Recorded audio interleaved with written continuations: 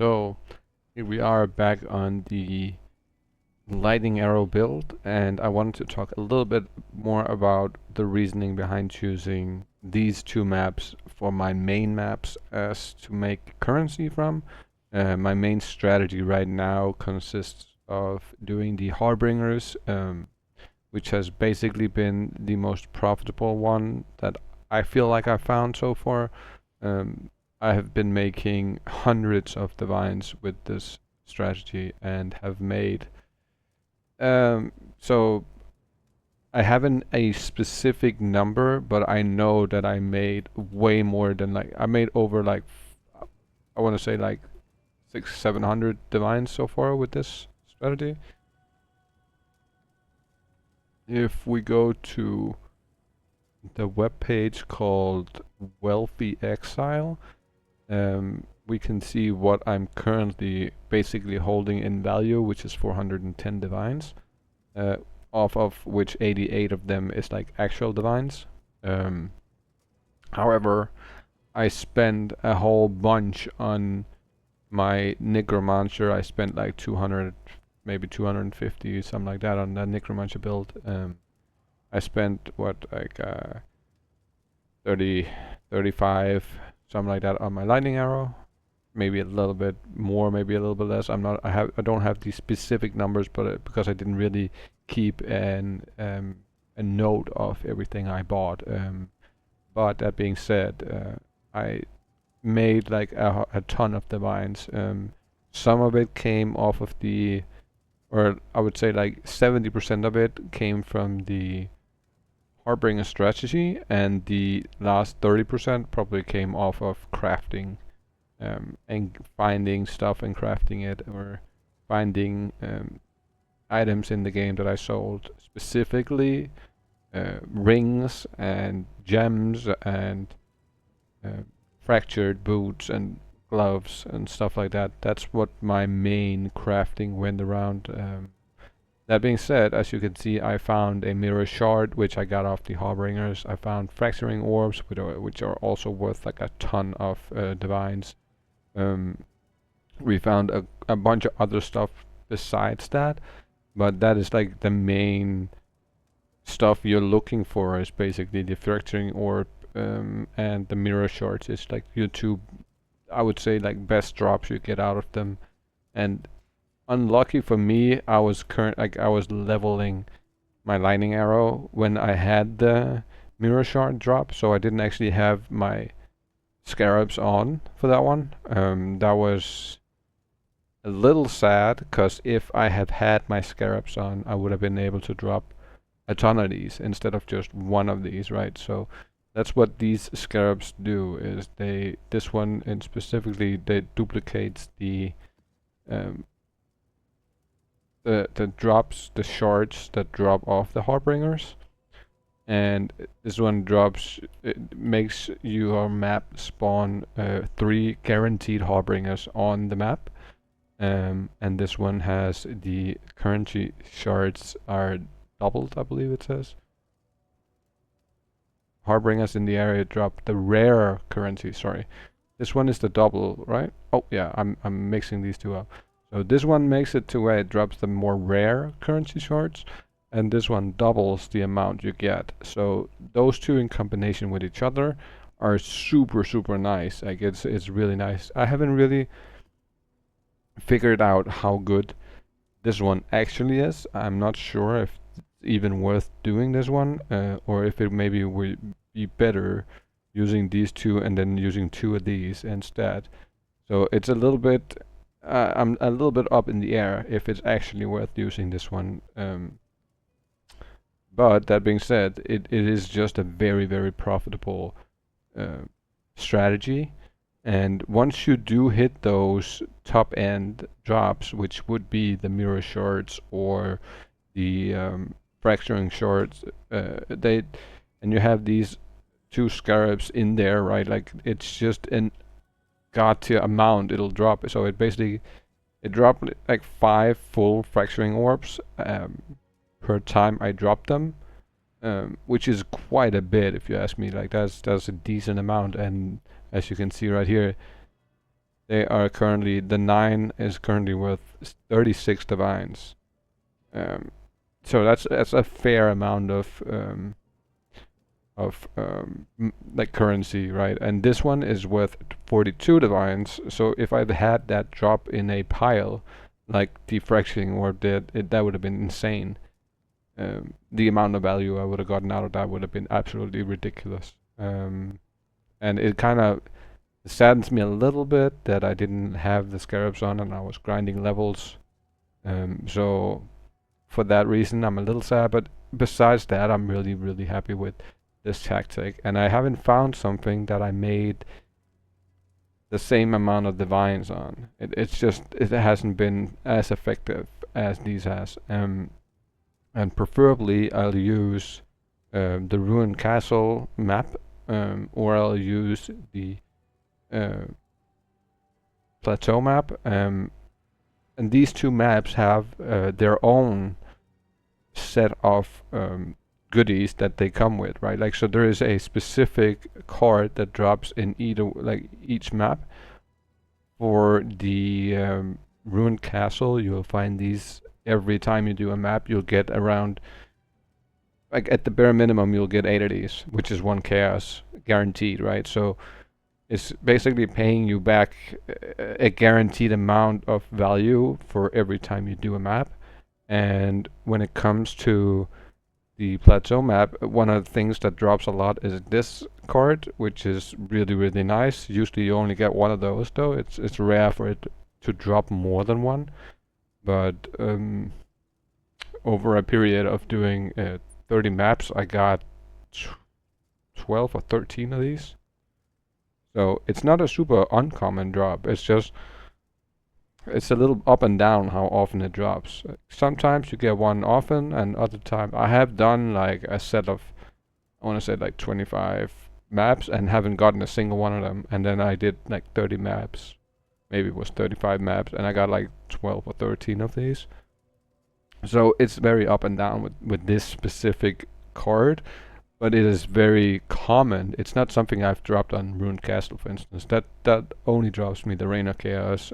It will, however, from time to time, it'll drop you this one as well, which is also kind of nice, but it's just not as common as the Reign of Chaos is. And as I said, the Fortune card on Plateau is fairly common, actually. So if you do like 100 Plateau maps, I would say you're definitely getting at least 12 fortunate cards. That should be very doable on 100 maps for sure. It's still RNG, so there's no guarantees in the end, but for my luck, it's been, I wouldn't say a guarantee, but in 100 maps, I would say it's pretty guaranteed that I get at least a 12 for to like get the 2 divines, right? Which would then cover a big part of the cost for the scarab investment. And that's just the cards without counting the shards that you can get, which is like the exalted shards. You can get the chaos shards, you can get the alchemy. Like all of these are basically from Harbingers, right? Like all these shards can come from Harbingers, and then you have the Harbinger shards themselves, which is also kind of nice. And in the beginning I didn't fully understand what these did, but what they do is, if you have a, so what I do is I take all my T15 my tier 15 maps, right, and I save them, and then once I have like a bunch, I'll take one out, not one, but I'll take however many Harbinger orbs I have. So let's say I had like 30 Harbinger orbs. I would take out 30 cards, or 30 maps of the T15s, and I'll use these to upgrade them to T16 maps. And then you do have a chance that they turn into an actual Harbinger map. And that is also decent. It's not super good, I would say. Like, you can get these unique parts that you put together, and then you basically you can make like an item that's a Harbinger unique item, but it's not. I don't think they are very good items per se. I basically mostly did it for just the selling part, right? Like I sell these because they hold decent value. You can see these go for 49 KS now. Okay, so they were 50 KS the other day, and I have like 4 of these, for instance, right? So those sell for a decent amount, and for that reason, it's kind of worth doing, I would say. But you mostly do it just for the shards themselves, which are again something you're guaranteed to get in the Harbinger map. And then you do, however many orbs you get is the amount of maps you will change. And the good thing about those is if they don't turn into an actual Harbinger map, they'll turn into a T16 map. And if you have them favorite, that's what I've figured out. That's why it turns into plateau a lot, is because I have the plateau map favorite on most my things here. And for that reason, that's now the most common map that I get.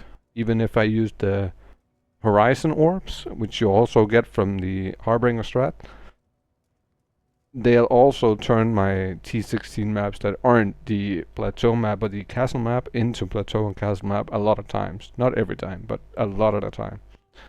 So in general, that's my main strategy and how I've been able to like make a ton of divines.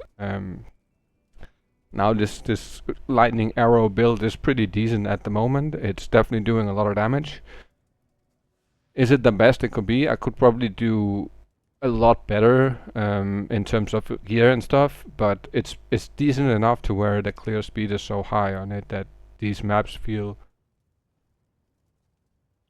I wouldn't say easy, but fast, right? Like, cause some mobs and some mods on the map can be tough, and there's certainly some maps you can't do at all with this build, right? So, but that being said, I feel like this is a very solid strategy, and it's very simple and very easy to understand. It doesn't take a lot of skill to do it. It feels like it's something that me as a new person have an easy time getting into and understanding exactly how it works. So for that reasoning, that is my main strategy for this league and what I've been doing so far and how I made the amount, I would say, of currency that I have made and how I've been able to invest it in multiple builds and have all this stuff all put together at once. The Harbinger Strat, of course, I have been using the same tree as I do on my XP Strat. I'm currently spec'd in to block everything but the breaches and the caches, the smuggler caches, because they don't take no effort. But I basically only have the breach open, and then I do Harbingers and Shrines. We have a couple of scarabs and the strong boxes. This is my main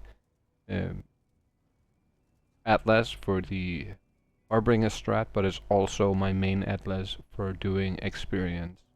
So all of these, you basically want to spec into as much of the Harbinger, or all the Harbinger stuff that there is.